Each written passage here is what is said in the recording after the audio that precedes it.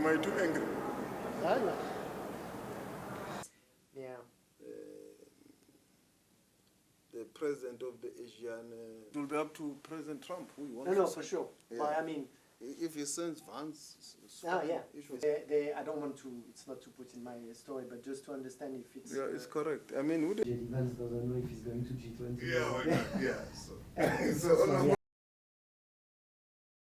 Yeah, I think it is. It is a very low level, particularly because since the last 30 years, there has been disagreements with the U.S. administration on a number of issues. But the diplomatic lines of engagements have always been open. And there's also been respectful disagreements on foreign policy. And there has not been a situation where like we do now, where some of the issues come into the domestic sovereign space, like the issues of expropriation, which are dealt with by our courts, by our laws, and there is sufficient safeguards domestically to handle them.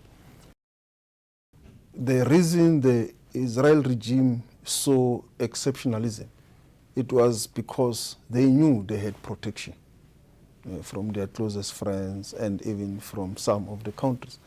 But when some of their friends and some of the countries are now also saying, no, this can't continue, it means that it is bringing us closer and closer to the Israel regime to stop the genocidal activities, to allow humanitarian access to the people of Gaza, to agree to go into a negotiation table to cease the fire and to go to a negotiation table. As you will have seen from the two-state solution conference that was hosted under the auspices of the UN last week by France and Saudi Arabia, to then say, how does this two-state solution looks like? How do we find the solutions for the two to coexist together? So we really welcome this development, and we call for more countries to continue to recognize Palestine. We welcome the intention to recognize by France, Canada, and all countries of the world. This will put the pressure so that we can end up with ceasefire.